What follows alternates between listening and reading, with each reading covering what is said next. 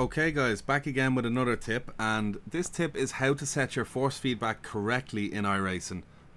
This is very important for a magnitude, a lot of reasons, but the main reason is that you want to make sure you're extracting the most out of your wheel without using too much of your wheel. For two reasons. One, for overheating purposes. You might not want your wheel to overheat, or you might want to keep it within certain temperatures if it's not that strong. And for two, you don't want to clip out, let's say.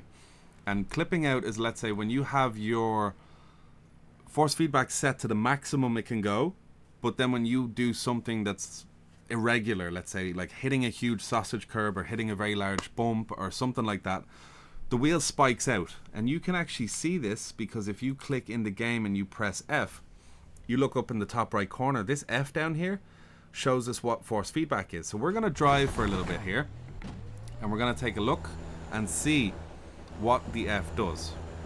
That sounds funny, but yeah, let's get out and do a bit of driving. So what I've done here is I've actually set my force feedback higher than I normally would. So every time I turn, that's how much the motor's using. And as you can see, when I go over bumps, we get these big large red spikes, which means that the wheel is kind of clipping out. Now, to be completely honest, I could probably race within this range, and this may be suitable for my wheel, but it's just a bit too hard, and it starts getting like a very, very tight rubber band. We'll move out of the way for this guy. So you don't want that. You don't want that at all. So what we're going to do is we're going to drive around like normal, and we're not going to touch any curbs. We're going to try just keep it smooth. We're going to turn in the way we need to, and we're just going to avoid all the curbs with our wheel that's way too strong, and we're going to let the game figure out our force feedback for us.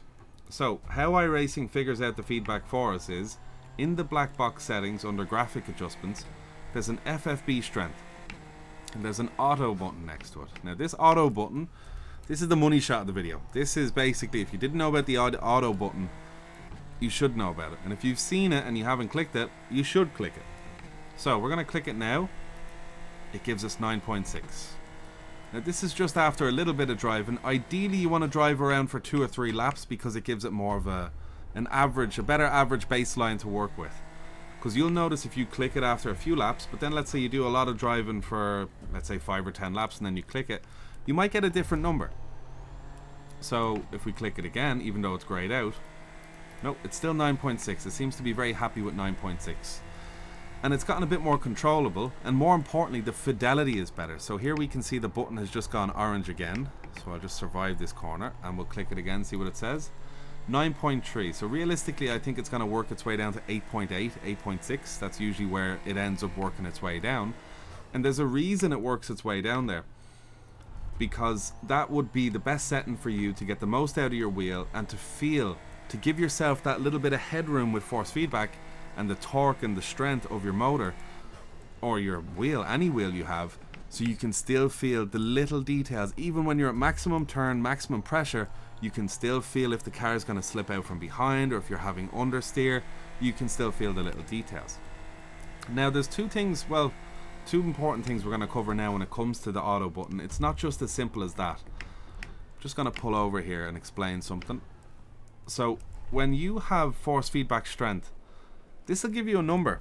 You don't have to stick with this number. If it's too strong for you, you can lower it down. So let's say it gave me 9.3. I know over the course of a race, I do a lot better with something like from 7.5 to just under 8. Not 8. 7.5 to 7.8 personally is what I like an awful lot. So if I put that there, it's not strong enough that my arms are going to be just burning with like lactic acid at the end of the race or whatever. It's just right, and I still have all the fidelity, I still have the control, I can just operate with super light hands on the wheel, hence why I use gloves, all the grip, my gloves just hold the wheel. I barely have to hold the wheel with any force when I'm using gloves, so I can feel all the tiny little details that the wheel is trying to offer me. So that's the one thing. Don't take it as gospel or whatever. You can just leave that there, or you can change it. That's absolutely fine. Now there is a new setting that came out a few months ago, which is very important, which makes this kind of guide pretty relevant nowadays, that a new one should be done, I guess, for everyone. Is in options, we have under drive, we have this intensity feature that was added. Intensity means, and it actually says it, controls how strong the force feedback feel will be when using the auto button in the F9 black box. So funnily enough, that's why when I pressed auto, I got 9.3, but I didn't like it. I usually choose 8, let's say, because I experimented with this a while ago and I moved it from 50% up to 55%. So realistically, if you leave this in 50%, that's probably the best place to start. Ideally, put it at 50%, and if you press auto and it gives it to you way too strong, put it down to 45, 40, 35. Hover somewhere in the middle here and it'll give you a pretty good outcome. So that's it for today's guide, basically showing you how to adjust the auto feature in your black box, how to correctly set your force feedback. It's very simple. You just got to make sure that in the settings you have the correct torque from where what your wheel is. So if you look up, let's say I have the SimMagic Alpha Mini, which is a 10 Newton meter wheelbase. I'd put in 10 Newton meters. Some people like to do under. Personally, I'd be doing that in the wheel settings page with the software that came with your wheel. I wouldn't be doing that in iRacing.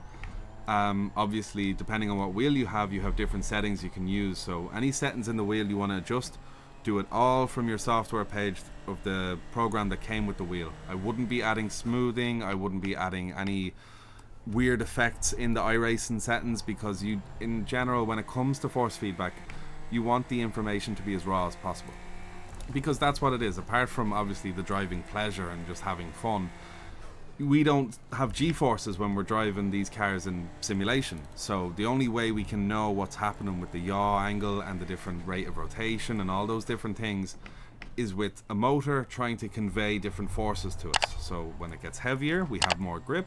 When it suddenly gets light, we've suddenly lost the grip, which means it gives us a signal to catch it. So be careful when putting settings that like damping on or smoothing or any, let's say, simulated friction or simulated dampening settings that you can put on in your wheel settings. Try go as raw as possible, but also enjoyable as possible, because the thing is, if you have your wheel too raw, it'll feel very clackety, robotic, it'll feel too rough, and even worse, it'll probably feel like you're breaking your wheel. And if that is the case, you are probably reducing the lifespan of your wheel. So don't be reducing smoothing effects in your wheel settings. Always have the bare minimum of smoothing effects. That'll keep your wheel temperature down for longer races. Obviously, if you have the SimuCube 2 Pro or you have the SimMagic Alpha Ultimate, you don't have to worry about temperature. You have the headroom, you spent the big bucks, you got it.